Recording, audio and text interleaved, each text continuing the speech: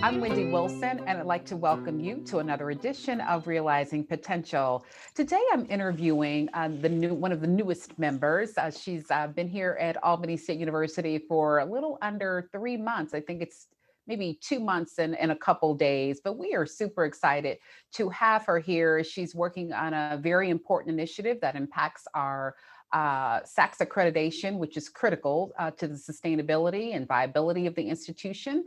And so she is none other than Dr. Catherine Hamm, but we affectionately refer to her as Joy. Joy, how are you today? I'm great. How are you, Dr. Wilson? I'm good. I'm good. Call me Wendy. It's good to see you. Nice to see you as well. Thank you for having me. My pleasure. My pleasure. So we were just having a little exchange prior to us actually hitting the record button. And so you were sharing with me that you are from the West Virginia area. Tell us a little bit about where that town is, your background, your educational pursuits, and what led you to this current position that you hold here at Albany State. Sure. So it's actually in Southwest Virginia. So not West Virginia, but the southwestern part of Virginia. It's a little tiny town most people have never heard of called Rural Retreat. And where it's located is, if you're familiar with Virginia Tech, we're about 45 minutes southwest of that area. Okay, very good. Okay. And so your educational pursuits, tell us a little bit about that. Sure. So I have a bachelor's degree in political science and psychology from Lenore-Ryan University in Hickory, North Carolina. I did my master's work at the University of North Carolina at Charlotte, a master's in counselor education, and then completed my education doctorate EDD at Georgia Southern University. Okay, very good. Very good. So you've been in this area for about how long? In this area, higher ed, or this area of Georgia? Of Georgia. And then we'll talk about the higher ed piece as well, because you heard, yeah, go ahead. So I moved to Albany, Georgia in March of this year, actually, but Okay. I have been in the Georgia system at a couple of different institutions. I was at Georgia Southern and at Armstrong before the merger of those two institutions. So I'm pretty familiar with the Georgia University system. Okay. So you've had that consolidation life before. Yes. Yes. Yes. We have to be patient with ourselves. And I think Albany State has done well in the process. You want it to happen overnight because you want to, again, move to the initiative that will help, create bigger and better. Yeah. And well, I shouldn't say bigger and better because bigger doesn't always necessarily mean better, but just to improve and advance the processes that you have in place. So we have to remind ourselves, be patient. It takes time. Yes, definitely. Yes. So I'm curious, tell me a little bit about what intrigued you about this position that you currently hold here at Albany State University, and what does that entail? So I have worked for about 19 years in higher education before coming to Albany State, and I've worked on both student affairs and enrollment management. But a lot of the initiatives in both of those areas that I worked directly with were student success, retention, progression, graduation, how we enhance and improve those. And so when I saw that Albany State's QEP was focused on student success and really moving that needle for progression and graduation, it seemed like a good fit of my past experiences, my interests, and that I could really help the institution in moving some of those things forward. Now, some of our viewers may be unfamiliar with what QEP, that acronym, stands for and what it entails. So let's educate them. Sure. So QEP stands for Quality Enhancement Plan. It's a 5-year plan that is institution-wide, and it gives institutions an opportunity to find a key issue that can enhance student success on their campus and really make a concerted effort in trying to make those improvements. And it's a part of our accreditation process with the Southern Association of Colleges and Schools, Commission on Colleges, or as we call it, SACS-COC. And so as we go through this reaccreditation process, we have to successfully implement that quality enhancement plan. Very good. And so again, student success is our primary focus. Tell us a little bit about that package. What are we doing to ensure that we are developing and advancing in that area, and that we meet the requirements as it relates to the accreditation process? Because it's not just an overnight process. It's the operative word I believe is planning. Yes. So the QEP is just one part of the overall accreditation process. Accreditation is really intended to ensure the public that a college or university has a commitment to integrity, that we're providing effective programs and services. And when we go through this process, which is really rigorous, and we achieve that reaccreditation, it means that we have an appropriate mission, that we are using resources and programs to accomplish our mission, that we have clear educational objectives, and that we're successful in assessing our achievement of those objectives. So the objectives for the QEP are really that we're going to enhance our progression and our graduation rates. And we're doing that through 5 different strategies. And what are those? Will you share what those strategies are? Sure, absolutely. So one is progress reports, and progress reports relate to our students who are either on academic probation or our first-year students, and their faculty are looking for indicators that maybe they're starting to struggle a little bit in their classes. Maybe they've stopped coming to class, they're not doing as well on their assignments, and so the faculty member refers that student to their student success coach or their academic advisor, who's going to try to figure out what's going on with that student and get them connected to resources so they can really get back on track. That leads me to one of the other strategies, which is our advising model. We now have an advising model where students who have less than 60 hours are advised by a student success coach. And students who have more than 60 hours then transition to a faculty advisor. This model lets those individuals really focus on where their strengths are. So a student success coach is helping a student get through their core curriculum, adjust to the institution, learn our policies and procedures, whereas a faculty advisor who's an expert in their content area is really going to be focused on major coursework, but also thinking more long-term internship opportunities, career, and graduate school. The third strategy is our first-year experience course and the incorporation of peer mentors into that course.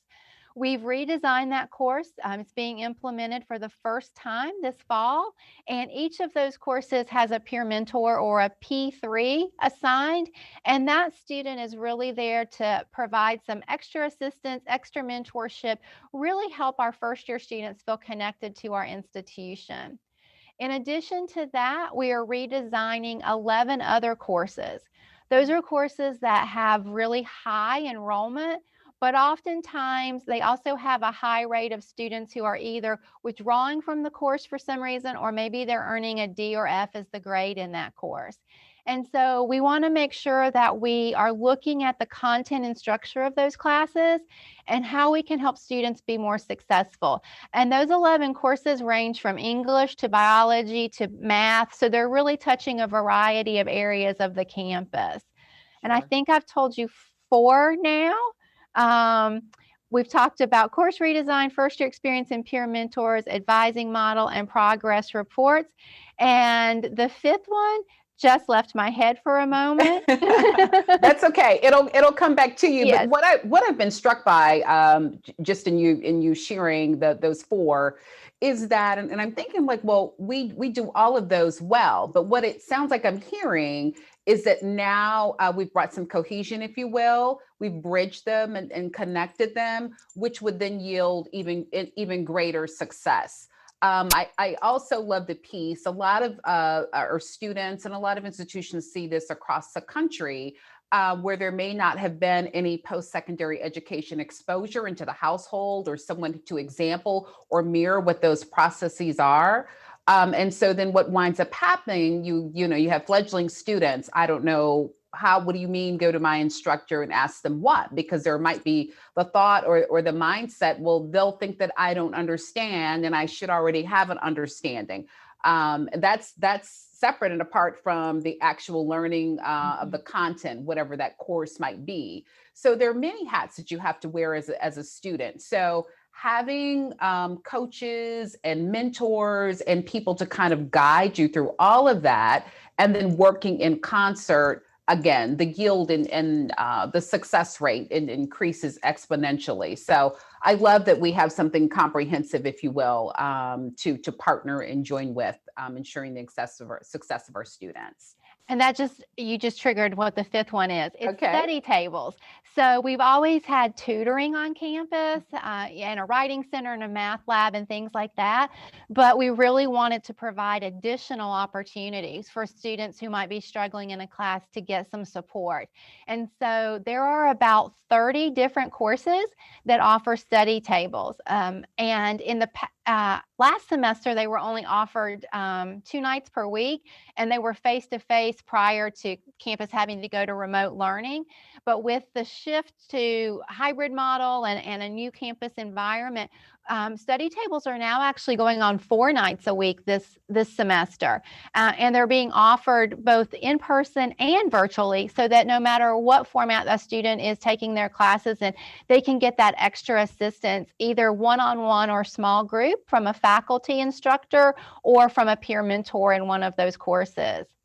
You made me think, during when we had to go remote as a result of the pandemic, and that was one of the concerns. I serve on the president's cabinet, and that was, she wanted to stress that how are we going to still maintain a high level of engagement and provide students with that support. And so I've been personally struck by the idea that we saw the numbers. Dr. Peters, who is our provost, Angela Peters, and Vice President of Academic Affairs, and proudly always shares that the numbers went up significantly as a result of students tapping in and saying, "Hey, this has benefited me and this is serving me. Let me take greater advantage." So there's a requirement, I understand, that if you fall into a certain demographic in terms of needing some additional academic support, that you have to attend. I think it's 2 sessions, but students have demonstrated, regardless of that 2 minimum requirement, I want more. And so we've seen a huge success as a result of that. So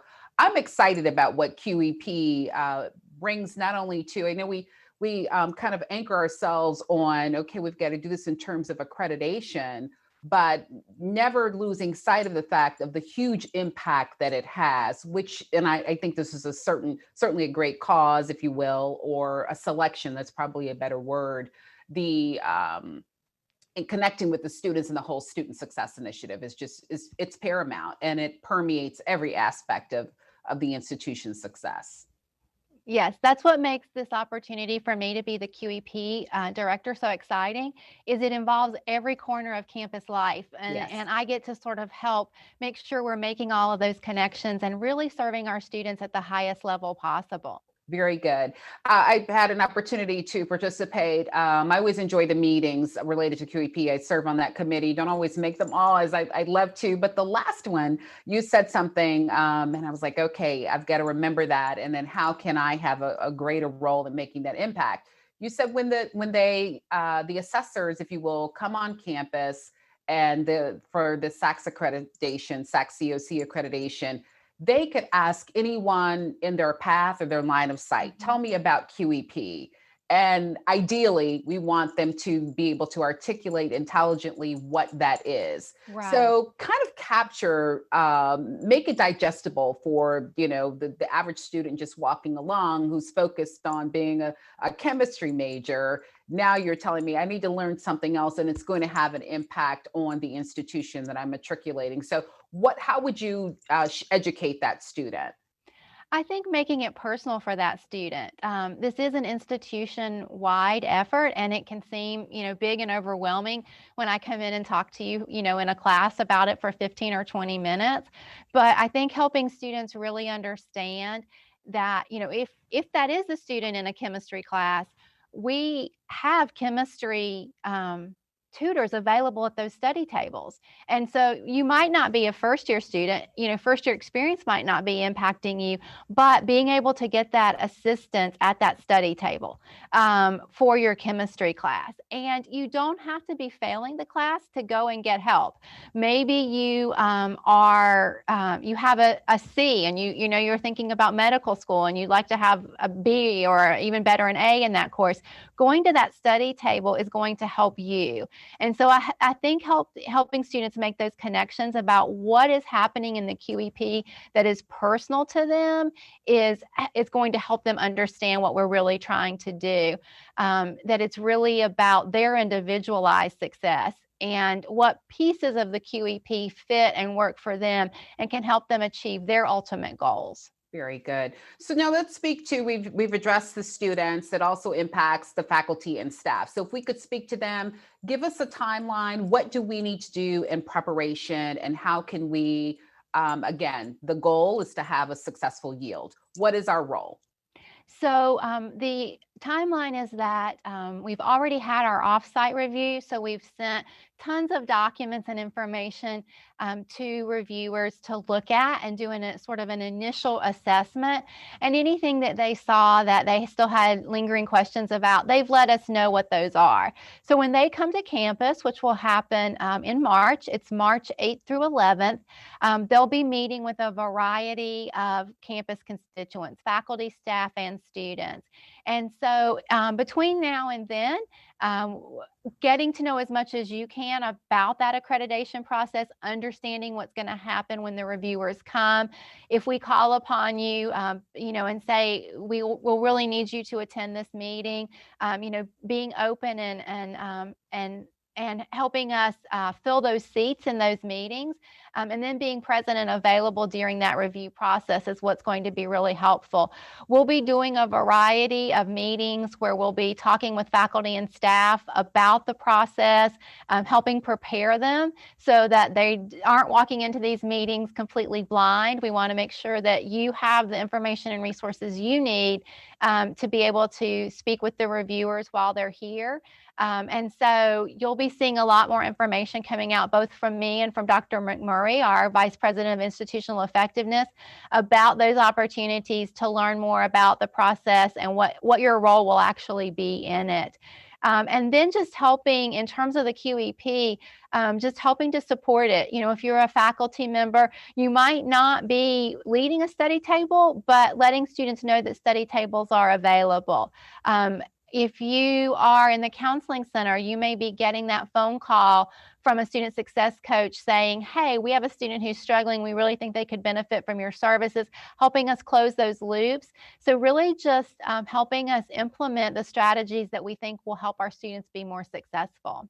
Very good, very good. And again, it's been normalized. That's what we do on a daily basis. But again, just kind of connecting those services, if you will, in this structure, I think is going to be huge. I'm really excited about it, and excited that you're leading the effort. So thank you for the work. I know you hit the ground running, and had to do a little catch up because that position had been vacant for a little bit. So hats off to you. I'm excited about what the outcomes will yield. I always ask, excuse me, my guest 2 questions. And so I gave you a little homework assignment, but it helps me and helps our viewers have a better understanding, and not just the Dr. Hamm that comes to work and does a QEP, but we are well-rounded individuals or work to strive to be that way. So I'd like to learn a little bit more about you as a person. And so my first question to you is to share with the viewers a book that has most impacted your life outside of your preferred religious text, and why? When you asked me this, I had to really stop and think because I'm an avid reader Oh, of great. fiction and nonfiction. And so I really had to sort of stop and think about, gosh, if I only had to pick one. So I Yes. chose one that's really impacted my professional work. Mhm. And that's the book Good to Great. And one of the things that really struck me when I read that book is about being in the right seat on the bus. Mhm. And as someone who has supervised staff in the past, mentored graduate assistants, sometimes people aren't successful in what they're doing, not because of their skill set or knowledge or something internal to them. It's that we haven't put them in the right seat on the bus. And if we put them in a different seat, they might be much more successful. And so really trying to figure out what that person wants, and how can we make that fit in our organization so that we're getting the very best of them, and they're giving us, and they feel as though they're getting the very best back from us in return. I So that's agree. been a big impact in my professional life. Yeah, thank you for reminding me of that. I was speaking to a friend earlier today, and also wears many hats in my life, and so he's also really a great mentor. And he had to remind me of that. So again, that was just confirmation. I think what happens is a lot of times when organizations are resource strapped, and I'm not necessarily talking about finances, just resource in terms of your human capital. And when you get in the practice of wearing multiple hats as an individual, then as either the supervisor or the leader, you want them to hone in on this one particular area because it meets their needs, and they're wearing so many hats. But we've not also allowed for a mastery of all of those. So you're absolutely right. And you do yourself a disservice when you operate in that realm. So again, identifying what it is, what is your greatest contribution to the organization, and let's run with that. And if that means moving you over to that seat, let's do that as well. Yeah, Mm-hmm. thank you. That is a great book. So now I don't know if you like to cook or not. So if you do not, you can certainly order in from your favorite restaurant. But share with the viewers, you're hosting a dinner. You get to invite three individuals that we may or may not know on an international or national scale. Who would those individuals be? Why would you select them? And then what are you serving for dinner? So, this was somewhat of a timely question because with the passing of Ruth Bader Ginsburg, she would be on my list. Oh, Um, I didn't actually know a lot about her until the movie about her life came out a yes, couple of years ago. I mean, I sort of knew RBG, the Supreme notorious. Court justice. Yeah, But after I watched that movie and learned more about her life, I was so intrigued by all of the things that she has done. And so having the opportunity to sit down with her and ask questions about the things I learned there, I think would be really amazing. sure. Um, I have just finished talking about books and influence on my life. I've actually just finished Michelle Obama's book, Becoming. Hmm. And I really enjoyed that book because she was really vulnerable She was. about a lot of things in her personal life and moments that she felt like she wasn't being a good mother and arguments that she and the president had. And I admired and respected her even more after having read that book. And so being able to talk to her and learn more about those parts of her life, I think would be really intriguing as well. In terms of what I would serve, I grew up in the South where food is love. And so I do like to cook. And probably one of the dishes that I make the most, that gets the most compliments, is actually my homemade lasagna. And so Oh, it's not fancy. It's, you serve it with salad and garlic bread, but I just, it, I feel like I'm at home when I eat that meal and share it with others. I love it. Well, the key is it doesn't matter the dish is the love and the energy that's put into the dish.